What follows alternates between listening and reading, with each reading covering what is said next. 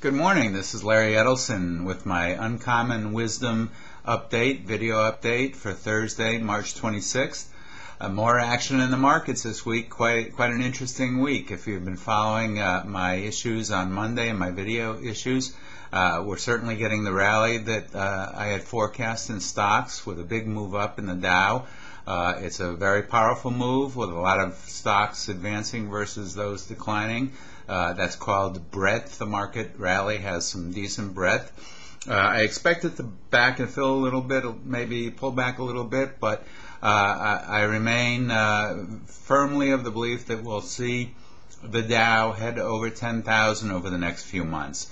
It may just be a bear market rally, a very powerful bear market rally, but nevertheless it's one that can be very lucrative. Gold continues to consolidate its gains in the 900 area, basically 915 to 925. As long as it holds those areas, we should see it move to new highs. Importantly, the dollar remains under significant pressure, and there's a couple things I want to mention right away today. Again, if you've been following my work, I've been forecasting the ultimate death of the dollar, the demise of the dollar as a reserve currency, that it will eventually have to be replaced with a new currency. I believe some of that work is already underway with the G20 meetings that are occurring, especially the one coming up April 2nd in London. But interestingly, this week, the United Nations put out a statement that the dollar needs to be replaced as a reserve currency, and that the world needs to move towards a single world currency. A couple days later, the head of the People's Bank of China, the central bank for China, issued a paper in Beijing basically calling for the same thing, that the dollar needs to be replaced as a reserve currency. It's going to happen, guys. Friends, I'm sorry. It's going to definitely happen within the next couple of years, in my opinion. This has been a long-standing forecast of mine, issued way back in the 90s, actually, if any of you have been following me that long.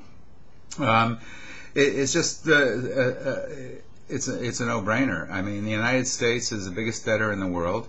There's no way out of our debt problems. China and Japan are our biggest creditors.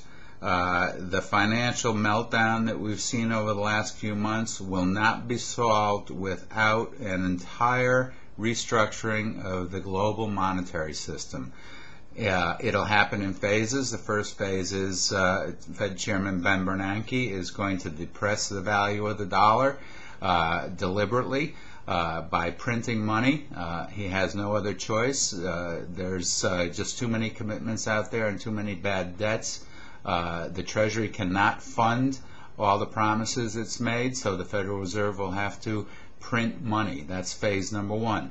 Phase number two, we'll get into a little bit of a tussle with China, which has already started to happen because China does not want a stronger currency either. So China wants to actively devalue its currency, contrary to what most people are telling you. China needs a lower currency to get its exports going again. But China's currency is tied to the U.S. dollar. So China's yuan and the U.S. dollar are going to be pushed lower. They're going to go lower together. I believe, although publicly you're hearing some spats between China and the United States, I believe that together China and the U.S. will both work concertedly to push their currencies lower at the expense of the euro. Eventually the euro will fall apart, but not because it's a weak currency. There are structural underpinnings to the euro that are very fragile, but because the euro is going to be sacrificed vis-a-vis the dollar and the yuan. The euro is going to rise too high for Europe, and it's going to import deflation. The U.S. and China want inflation. We're going to push it off onto Europe, and then Europe's euro will fall apart because of deflationary forces. And out of all this, in a couple of years, will be born probably an entirely new monetary system and probably a single world currency. We've got a long ways to go, and I know that some of this stuff is complicated, but I want you to know that I'm on top of it all, and it's going to have a serious impact on your financial wealth. Particularly your savings will be eroded away if you don't hedge intangible assets, which is my job, to help you to tangible assets that are good inflation hedges. In any event, markets are going our way. Continue to follow my editorial issues, and I'll keep you updated on videos as well. Have a good weekend. This is Larry.